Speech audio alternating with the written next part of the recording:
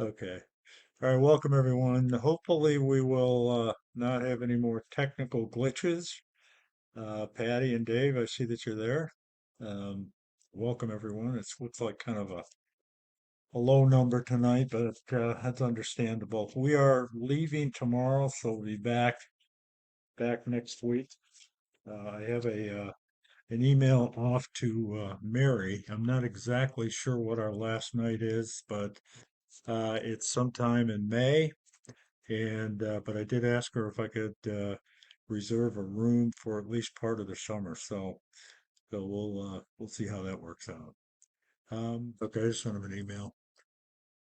Okay, well, welcome everyone. We'll get started. I think we'll probably end a little early tonight, and but certainly no later than I think probably like 5 to 10 of 8, and we'll wrap it up. But again, like I said, we'll be back next week. Lord willing, if he tarries, we'll have a class next Tuesday.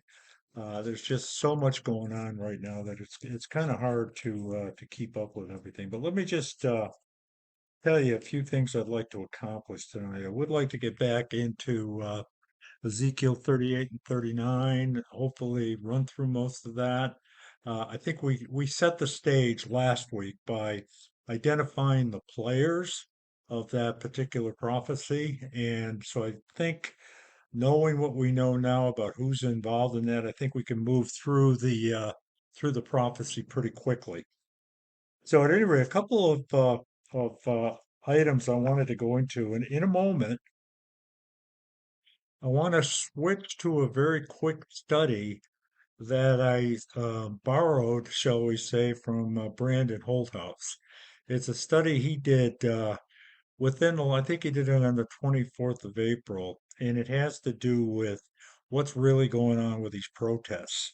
And as you'll see from the title of that little study I want to do, it's not the students that are causing it. There's an awful lot behind it, and we'll get into that in a moment. And this consortium of left-wing groups is doing everything it can to isolate the nation of Israel. So, man, if we're not seeing the fulfillment of Bible prophecy, uh, unlike any other time, I don't know what's going on. But clearly, the evidence is overwhelming that we're watching this thing just unfold before our very eyes. But here's an article. This goes back a couple of weeks to April 21st, and it's entitled Israeli Leaders Condemn Expected U.S. Sanctions. In other words, the United Nations has been contemplating sanctioning Israel for the actions of one of its platoons or whatever they call it. And Netanyahu vows to fight it with all his might. So I don't know where we stand with this potential sanction right now, but it just demonstrates that our relationship with Israel is deteriorating, and it's deteriorating, I think, on a much grander scale behind the scenes than what we even noticed in the news. Because, as we'll see in another article in just a moment, President Biden recently came out and said that our relationship with Israel is, quote, ironclad. And as we'll see from that article, that's kind of hard to believe. But at any rate, this article says Netanyahu vows to fight these sanctions, and it goes on to say leaders in Israel criticize potential sanctions that are expected to be imposed by the U.S. early this week against an Israeli Defense Forces military battalion accused of violating human rights back in 2022. You know, what an amazing, how great is the timing? Something that allegedly happened in 2022. The massacre occurs in 2023. The war starts right after that. It's still going on. And now they're sanctioning or potentially threatening to sanction uh, Israel for something that happened even before the attack. Um, so you have to remind everybody too that there was peace in the region prior to October 7th. U.S. Secretary of State Anthony Blinken could announce sanctions against IDF battalion Nataza Yehuda within days, marking the first time the U.S. will have placed sanctions on military units operated by Israel. And let me just say that even if it's just a threat, that to do that against God's chosen demonstrates intent. You don't have to actually do it, but God knows the hearts.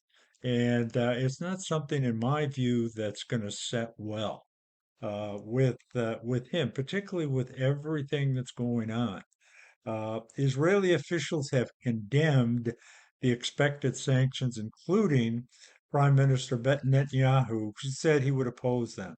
If anyone thinks they can oppose sanctions on a unit in the IDF, I will fight it with all my might, Netanyahu says. So, with that as a backdrop, you've probably heard that the International Criminal Court has threatened to issue arrest warrants against Netanyahu and other Israeli leaders. Now, Israel's not signatory to the ICC, and even our administration has come out and stated that um, they have no standing. The court has no standing in terms of Israel. So it doesn't seem to be something that is doable. But again, it's a matter of intent. So that's just one more international body that clearly is demonstrating a bias against Israel, which again, what could more clearly tell us that we're in the last days? Things are happening so fast when it comes to Israel. The group faced harsh criticism from the U.S. in 2022 after a 78-year-old Palestinian American man was found dead after being detained at a West Bank checkpoint. An autopsy conducted by Palestinian officials found that this fellow suffered a heart attack caused by external violence, adding he had underlying health conditions. The country's military also investigated and found Israeli soldiers assumed Assad was sleeping when they cut off the cables binding his hands. When the soldiers saw Assad was unresponsive, they failed to offer medical help and left the scene. So, you're not going to read more. I think we kind of get the gist of it. This seems to be kind of a red herring, a ramp up against Israel, just one more piece of propaganda, false information that Israel is confronting virtually all of the time. So I want to also bring to your attention another article as soon as I can bring it up. This is one that I came across the other day. This is the one I just referenced a second ago, where Biden gives a Passover message to Israel. The title of the article is Biden Centers Hostages, Middle East Tensions in Passover Message. He goes on to say, the article goes on to say that U.S. President Joe Biden issued a statement on Sunday in advance of the Jewish holiday of Passover, which begins Monday night. That's last week. The statement addressed the ongoing war between Israel and Hamas, as well as the surge in global anti Semitism that followed its outbreak with Hamas's October 7th attack, and the ongoing plight of Israelis held hostage in Gaza. The Passover falls particularly hard on hostage families. Imagine, it's one of their holiest times, the Passover, when they celebrate God's passing over those that had the blood on the lintels when they were being held hostage in Egypt. Trying to honor the spirit of the holiday, a story centered on freedom while their loved ones remain in captivity, the statement said. Our hearts are with all the victims, survivors, families, and friends whose loved ones have been killed, taken hostage, wounded, displaced, or in harm's way. Addressing the situation in the Middle East, Biden wrote that his quote, commitment to the safety of the Jewish people, the security of Israel, and its right to exist as an independent Jewish state is ironclad. writing that the administration is working, or quote, working around the clock to free the hostages, and we will not rest until we bring them home. Well, you would think that they'd be a little further ahead in that. I don't know what. Maybe there's some behind the scenes activity going on. I'm sure there's some talks with folks in Qatar and other places.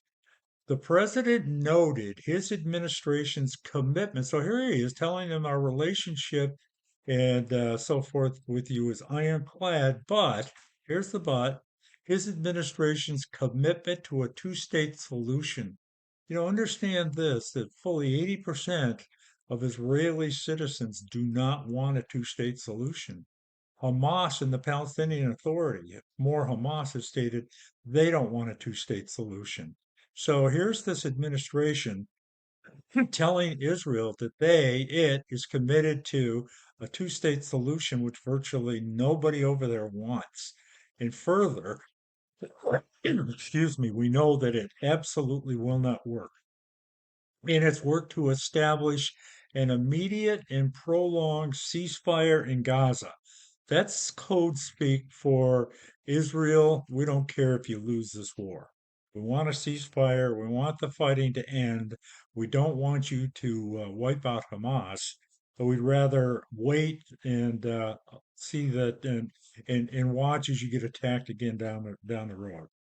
As part of the deal that releases the hostages and delivers, quote, desperately needed humanitarian aid to Palestinian civilians. Two thoughts on that. First of all, trucks are going into Gaza on a regular basis, many of them from Israel. Humanitarian aid is getting in. Much of it, however, is being stolen by Hamas. So there's nothing that Israel is doing in terms of humanitarian aid that's uh, not positive. They're doing everything they can to make sure that the Palestinian, so-called Palestinian people are receiving humanitarian aid. So, we can sit here all day long and go back and forth on this, but God knows the hearts. He knows what the true intent of this message is. The message is to say, yeah, our relationship and in support of Israel's ironclad, as it always has been. I don't think he wants to be the first president since 1948 to say that we no longer support Israel. But you can bet your bottom dollar that he and Blinken and others hate. I know they hate Netanyahu, and I believe they hate Israel as well. It's a spiritual thing, as we'll see in just a moment. So that's another article that just recently came up. So with that, I want to get to another article, and this is one that I just came across the other day on this is the April 23rd, and it's entitled Israel Fumes as UN Secretary General Leaves Hamas Off Sexual Violence Blacklist. We've all seen the reports. We know about the rapes. We know about the broken pelvises. We know about the women found nude, naked, uh, killed after being violated who knows how many times. But yet the UN Secretary General Gutierrez leaves Hamas off the sexual violence blacklist. I'm not going to read the article. You can go in and pick it up if you want. But it's clear. I mean, now it's the UN, we know, and the US, and the European Union. The whole world, exactly as God stated, is turning against Israel. So, uh, much more to come on that. A couple of more articles, and this gets to, and we'll get back into this when we get there a little bit later on. I don't know if I read this last week or not, but here's an article entitled "Canada's Betrayal of Israel." If I read it, I apologize, but it starts out Canadian-born Israeli MK. Jaron Haskell described as a betrayal Ottawa's decision to halt arms sales to the Jewish state and its latest motion on Palestinian statehood. I am so angry. Canada was always held as a symbol of democracy and a nation that values and defends freedom, liberties, and inclusiveness. Trudeau's government is telling the world that Israel doesn't have the right to defend itself against crimes against humanity, and this is moral bankruptcy. Canada completely lost its moral compass and cannot be seen as a strong democracy anymore. Oh, and it goes on from there. There's quite a bit after that. But um, here's one thing that Trudeau said during a recent press conference. The prime minister or president, whatever they call him, came out and said, quote, "The world is witnessing this killing of women, of children, of babies. This has to stop." As we said in the past, that is an absolute, total, complete lie. There's no truth to it whatsoever. And in a moment, we get back into, hopefully, back into Ezekiel 38 and 39. I've got a couple more articles again, just to demonstrate how accurate God's word is. But before we do that, I wanted to go through uh, this study, and again, it uh, comes from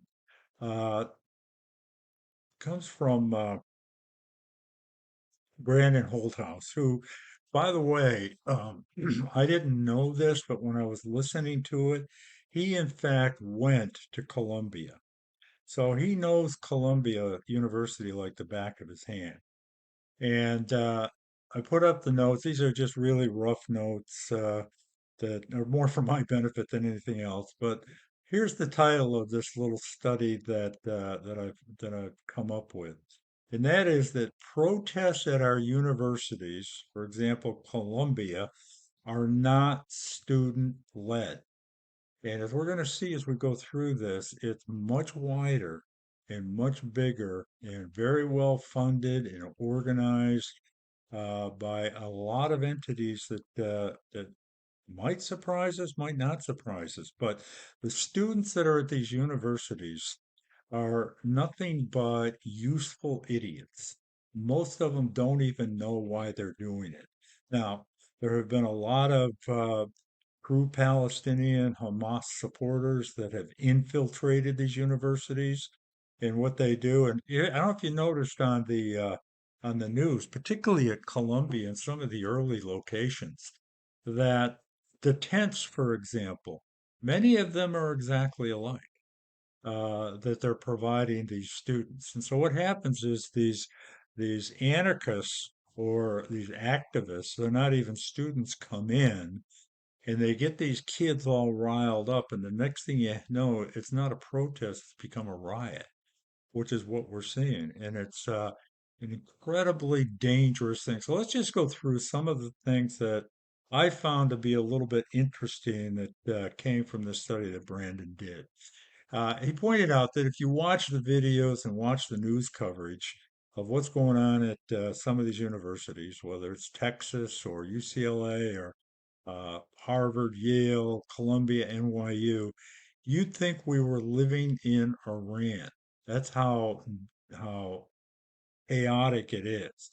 And he goes on to say, this is his view, and I don't disagree. Anyone who would send their kids to Columbia really should rethink their decision. And from what I've read in the news, that's what's happening with a lot of prospective students. It's going to be interesting to see if this has any impact. And let me just also say that it's really, I don't think this has come out, but I think it's a minority of students. It's certainly not the majority, but this minority, like with Columbia, taking over the administration building and locking it down and holding three uh, uh, workers hostage for a period of time, it's resulted in the school literally being shut down. Classes have been suspended. It's not a cheap place to send your kids. It's very expensive school. So it's amazing. And let me just say that it's not, this is another thing that Brandon reminded me of, and I don't think I included it in the notes, but they talk about the university being responsible for bringing the police in. Well, NYU and Columbia are in Manhattan, so it's the duty of the state of the city to respond. It's state, city property, or it's within their confines. So they have a duty. So if we're not seeing police action, that's the mayor and the governor that are holding back. It's not just, we can't blame everything on the president of Columbia and NYU. So classes have been suspended, and what may have seemed to start as a protest, unfortunately, has turned into a riot. And think about this. This is all related to tiny little Israel, the size of New Jersey. Why is that? As we'll see when we get down a little bit further. We know what it is. We know what's going on. So why did this start at Columbia and NYU? Well, the answer is really quite simple. Both of these schools are in Manhattan, which has the most media of any city in New York City in the nation. They had to have mega media centers to have the biggest impact. So that's where it started. And of course, Los Angeles, UCLA, and Austin, where University of Texas is. Other large universities are gaining media attention, but not like Columbia. That's all part of the plan. It's all part of what was going on behind the scenes. As I mentioned, I got this information from Brandon Holthouse, who actually, in fact, went to Columbia, which I didn't know before that. He brought out the fact that Columbia is known for having the most radical professors of virtually any school in the nation. And that's saying a lot when you think about some of the schools that are out there. Many of the radicals trained in the United States went to Columbia or in some way associated with Columbia. It's like a hub for radical thought. This is where many Fabian socialists migrated to after World War II. Now, Fabian socialism is not the same as communism. The objective is the same, but communists will get you their attention by putting a gun to your head and saying you either obey or we're gonna shoot. Whereas Fabian socialists do more through uh, wokeism, political correctness, and propaganda. They're the ones that, since the end of World War II, infiltrated and continued to expand their ideology, which is largely anti-Israel. Wonder why all of a sudden we're seeing all this anti-Semitism? Because it's always been there. It's just now coming out. Brandon stated that while he was at Columbia, students had to take a class on how to be politically correct. And I don't know how long ago that was, but political correctness is really a relatively new phenomenon. Then I read or saw an interview that was Alan Dershowitz, who is a retired Harvard law professor, uh, very, very highly respected. He's a liberal Democrat, but he's not biased. He's willing to call things the way they are.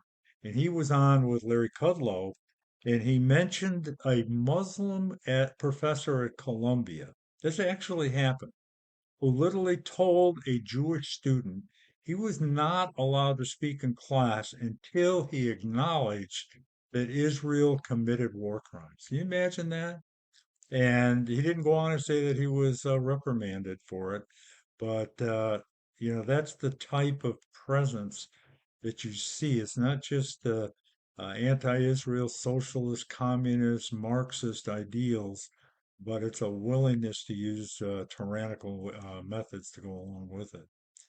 Uh, Little known fact, Columbia and other universities are funded by Muslim countries, and many of their people attend these universities mostly for a tuition free. And it's also tied into diversity, equity, and inclusion and intersectionality. These are the buzzwords of the day. Diversity, equity, not equality, equal outcomes, and inclusion, which means that we're going to show favoritism to minorities over white people. That's what DEI is all about. I can't remember where it was, but It might have been with, I think it might have been on with Tom Hughes, and some of you may have seen it. A church, so-called church, uh, obviously a nominal church. I can't believe it was evangelical, that took time at one of their services for all of the white people to lay hands on the black parishioners and say a prayer that concluded with, I apologize. Not for things that had happened in the past, which is for what they have to do with it, but they apologize for being white. And that's what DEI and intersectionality. Intersectionality is defined as a prism for seeing the way in which various forms of inequality often operate together and exacerbate each other. It's a lens through which to examine the multiple layers of inequality that affect an individual.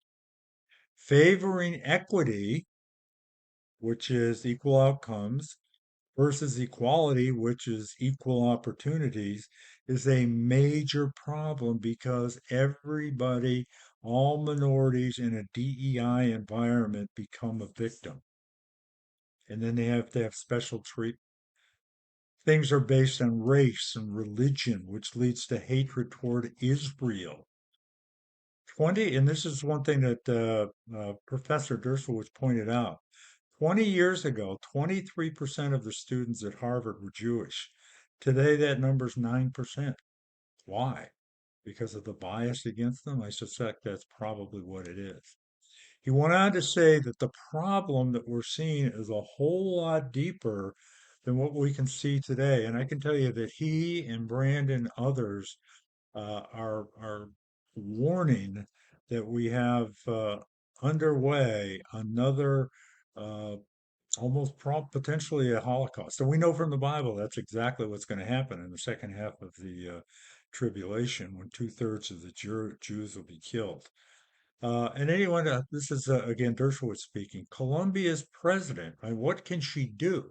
You know, she gets a lot of criticism, but she's not supported by her professors, and she's not supported by the students. So how is this problem going to be fixed? Now, hopefully, when the students go home, things will settle down. But I've got a feeling that the summer coming up is probably going to bring out other groups like, you know, we'll probably see Antifa and other groups surfacing again when the universities are no longer in session. But we'll have to wait and see. So he goes on to say it's not right to call these people at the universities pro-Palestinian. They're not. They're pro-Hamas. They're pro-rape. They're pro-murder. They're pro-putting babies in ovens and so on. Rape, murdered, tortured. They are anti-Palestinian and anti-Israel. Jewish students are not safe. This has become a huge issue. Jewish students are not safe at our universities. I mean, you think about how fast things are happening. Would we have said that a year ago? I don't think so. I mean, it's always probably been tense, but you've probably all seen the same videos I have of Jewish students trying to get to their classes and being blocked by Hamas supporters. They can't even get to their classes. A lot of these universities are admitting students from Arab nations that support them. No one is going to be able to reform many of these universities. Now, this is Brandon speaking. He said Columbia, Harvard, UCLA, NYU, and others are gone. They're done. There's no reforming them. UCLA literally had a piñata of Netanyahu and they were beating it to death. Students, you know, and this is what I think we all would agree to.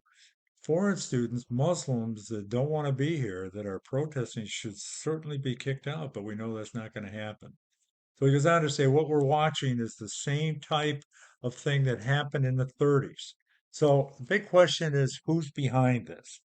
Well, Carolyn Glick recently interviewed a fellow who's I will identify in a moment, but he is from Iran and interviewed him. This fellow recently uncovered and published some undercover documents from Iran.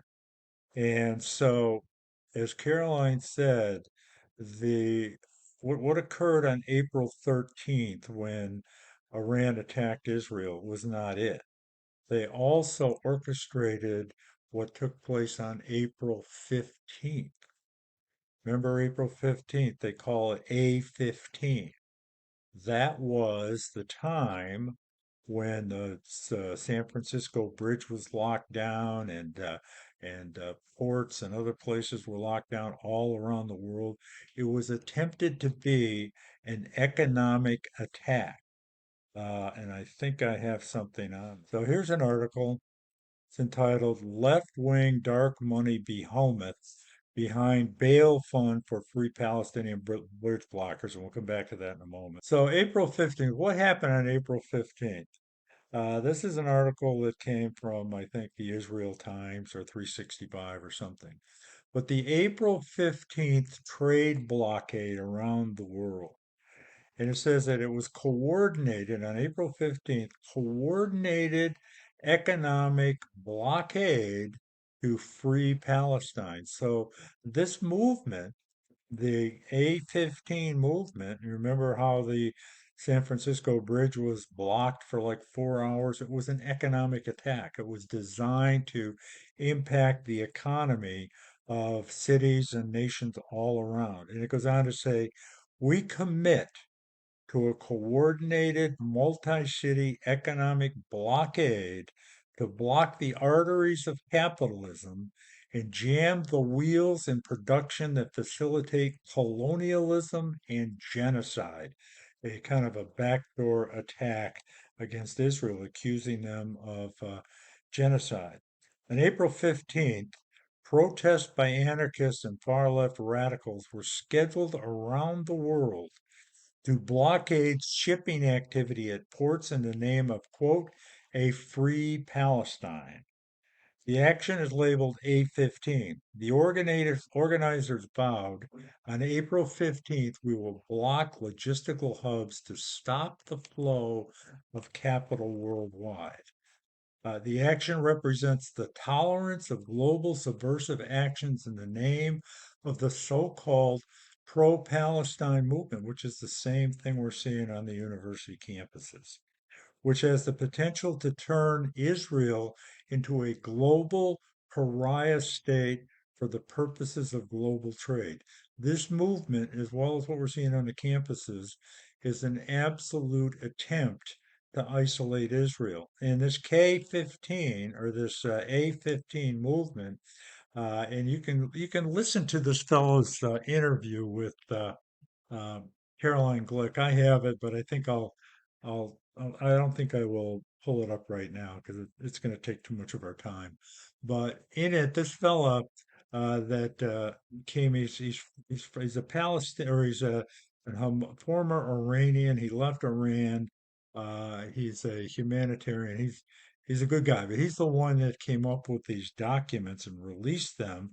So basically, committing or confirming that this A15 movement was orchestrated by none other than the Iranian Revolutionary Guard, the IRGC.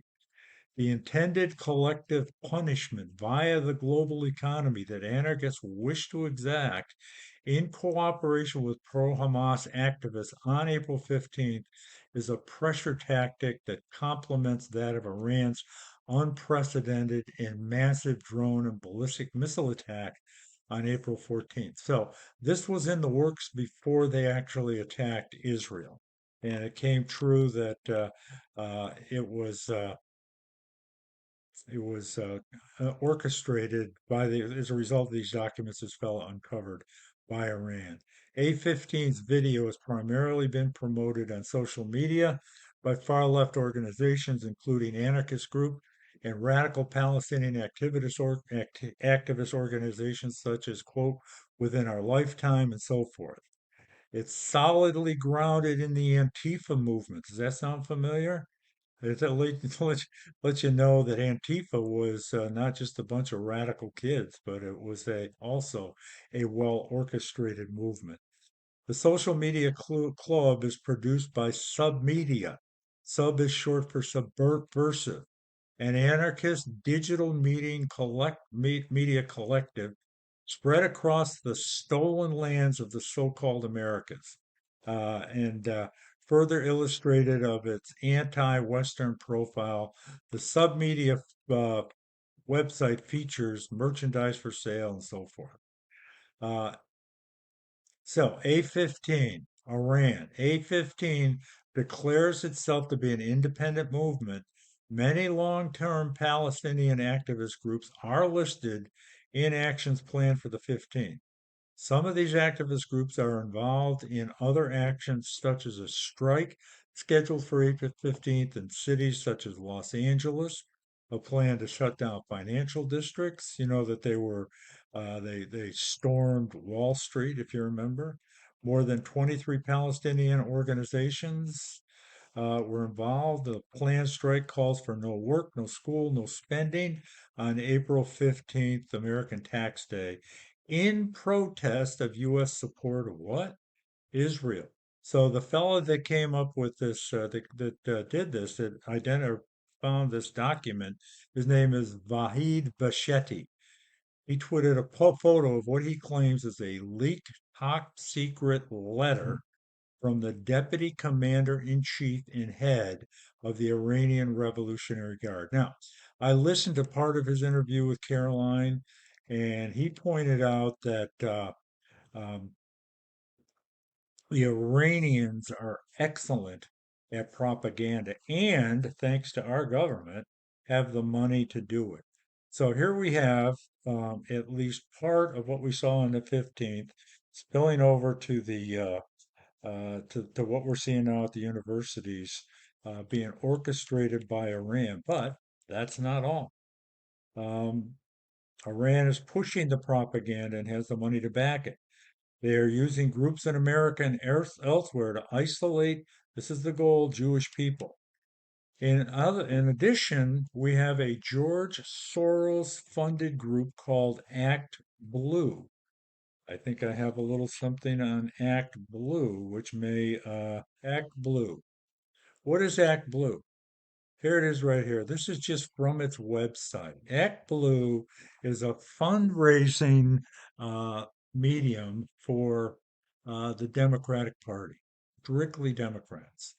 And this is from their website. And it says Meet Act Blue Express Lane. 14,236,734 Democratic donors, nothing to do with the Republicans or conservatives, strictly Democrats, have saved their payment information with us. So it goes on to say, powering what? Democratic candidates, committees, parties, organizations, and C4s around the countries. How does it work? Our platform, this is this group, Act Blue, is available to Democratic candidates and committees, progressive organizations, and nonprofits that share our values, which is, abortion on demand, the whole, everything we know that is of a progressive bent for no cost besides $3.95 processing fee. And we operate as a conduit, which means donations made through Act Blue to a campaign or organization are considered individual donations. So, what's the significance of Act Blue? Well, Act Blue basically came out with an agreement to provide funding for anybody that was arrested as part of this A15 movement. So anybody that was arrested that needed a legal support or they needed um, to be bailed out or whatever, Act Blue would take care of that. This is a U.S. Democrat funding organization that is in cahoots with the IRGC, this A15 movement, and certainly other radical groups. So as we said at the beginning, it's not the students. This is where the money, and it's groups like Act 15 are fund provider of this organization that is anti-Israel. And I just have a book that I'm reading, I'm just about done with, entitled Control Agar, and written by a fellow by the name of Seamus Bruner. And in it, he points out that George Soros was at age 13 a runner for the Nazis. And when I say a runner, his duty was to uh, go to Jewish families and serve subpoenas on them. And so he actually turned against his own people then, and here he is doing it again now. Uh, so, do we think all of this stuff is coming together as a coincidence? The reason I'm spending as much time as I am on it is that it's so biblical. It's leading to the time when Israel is going to be hated around the world. So, Brandon goes on to say this is better organized, this whole thing that's going on with the universities, than Nazi Germany, and it has a whole lot more money that is available to it. And it has a whole lot more money. These groups are systematically, this is what they're doing, demonizing Israel, including this this organization I just mentioned, this blue organization here in the United States. It's a demonic, genocidal mindset against Israel that's developing not just in the United States or Israel, but all around the globe. And we as believers need to see just how sinister this is. This is demonic. This is satanic. Satan is preparing for the time when he's going to be cast out of heaven, and he is going to go after Israel with a vengeance. So it's so bad that Brandon lives in Bakersfield. His church is in Bakersfield, California, not San Francisco or LA. And he called several Jewish rabbis in the area and just asked them if they were afraid and if any of them felt as though they needed security. Most of them didn't respond, but one did and said, "Yes, we do." And as Brandon said, this is Bakersfield again, not L.A. or San Francisco. And he mentioned that if anybody listens to Olivier Melnick he's a Jew and he specializes in Jewish hatred and so on and so forth. That's his ministry. And he said that is a huge deal. So he goes on to conclude that God's not causing anti Semitism, but he's allowing it. And think about it, just like he isolated Jacob. Jacob was ran from his home for out of fear of his brother Esau and chastened by God. And he, after 20 years of being away, didn't want to be called anymore, so he changed his name to Israel.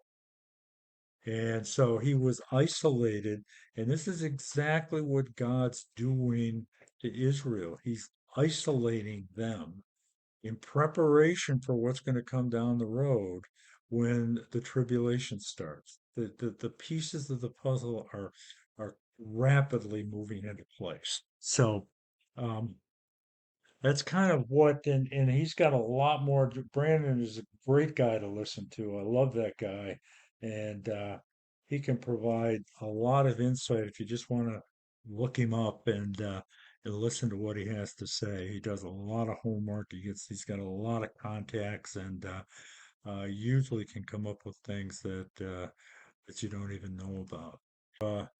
Um, Ezekiel, we've got a few minutes left. And last week we identified all of the players, Russia, Iran, Turkey, etc., Sudan, and Libya. And I identified a number of articles which just show just how uh, close these various nations are coming together. And I thought I had one more here. I don't have it. But at any rate, um, several articles dealing with just how close these countries are coming to are coming to one another. And here's another article. Erdogan, this just came out in March. The leader of Turkey, I may have read this last week, says Turkey I know I read this last week, he firmly backs Hamas leaders. And then we've got one that says Russian weapons help Iran harden defenses against Israeli airstrikes. So we've got this growing coalition between Israel and Iran and Russia. I mean, when Ezekiel received this amazing prophecy 2,600 years ago, he couldn't even picture what we're watching take place today. And here's another one. The war in Gaza is aligning Russia, I may have read that last week too, against Israel. So all of the pieces are coming into place. So knowing that the pieces are coming into place, let's just take a look. We'll start to go through Ezekiel 38. I'm afraid we're not going to get very far because it's getting late, but we will definitely go through this next week. I just thought it was important for us to realize the pressure that that Israel is under and how rough things are getting for them internationally, all around the world. They're being attacked exactly as God said they would be, and it's setting the stage for the coming Antichrist. But one thing that's got to happen at some point in time, and I don't know if it's before the tribulation or at the beginning of the tribulation. My instincts tell me, for reasons that we'll point out, that the Ezekiel Gog Magog war will take place before the tribulation. So the question is, does it happen before the rapture or after? That's difficult to say. We could see the begin. I mean, we're already seeing the pieces being moved into place. So we don't know when it's actually going to start, but and as we'll see as we go through this prophecy, Israel has to be in a place of peace and safety before it can actually happen. So you know what? It's getting pretty late, and I've made a commitment to be done by 8 o'clock. Let me just read the first couple of verses, which we've already read a few times. Next week, I promise, when we're back in person. Okay, so the word of the Lord came to me, Son of man, set your face against Gog of the land of Magog. We know that's Russia, the chief prince of Meshach, Tubal. Prophesy against him and say, this is what the sovereign Lord says. I, personal pronoun, I am against you. And I'm against you, Gog. Chief priest or chief prince of Meshach and Tubal, I will turn you around, put hooks in your jaws, and bring you out with your whole army, your horses, your horsemen, fully armed, in a great horde, together with large and small shields, all of them brandishing their swords. So we don't know what exactly the weapons will be, but certainly I don't believe it's horses. I don't believe it's shields and swords. It's going to be modern weapons, and it's going to be largely a ground invasion because they're going to get to the mountains of Israel, to the Golan Heights.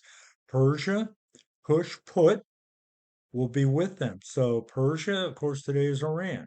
So coming with Gog and Magog will be Iran, Kush, which is Sudan, Muslim nations. The one thing that most of these groups have in connection or that are consistent with each other is they're all Muslim nations, with the exception of Russia, of course. Um, Also, Gomer, with all its troops, and Beth Togarmah from the far north with all its troops, the many nations with you. So this is a huge confederacy of nations that's going to descend upon Israel and is going to be dealt with personally by God. I will say this before we wrap this up. It's going to be too much. This invasion will be too much for Israel in and of itself to handle. So they're going to be, and that occurs, All of this giant confederacy is going to be supernaturally defeated. And with that, I'm going to close and we'll end it next week. I think we're done. Most of the articles that I've read deal with the various nations, just to confirm just how amazing it is that the nations that were identified by Ezekiel 2,600 years ago are now all in collusion, or they're all connected, and they all have, and this is growing distaste and hatred for Israel, even by Russia, which had a very pretty good relationship, as we mentioned last week, up until uh, just a couple of years ago.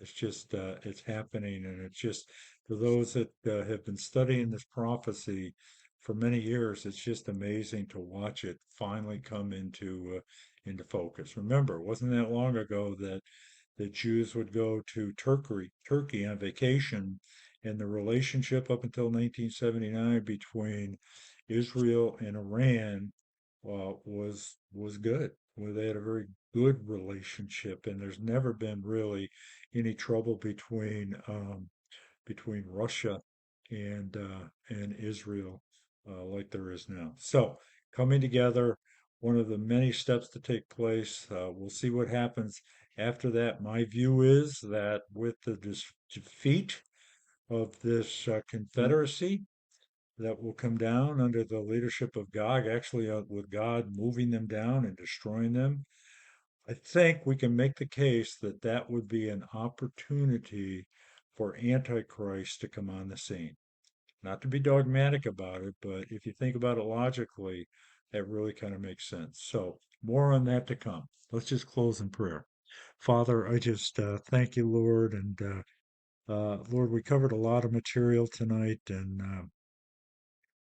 hopefully it's beginning to, if not, I think probably more than beginning, but it's just solidifying that you are the author. You are in complete control. You are laughing from your throne at the futility of these world leaders to come against you.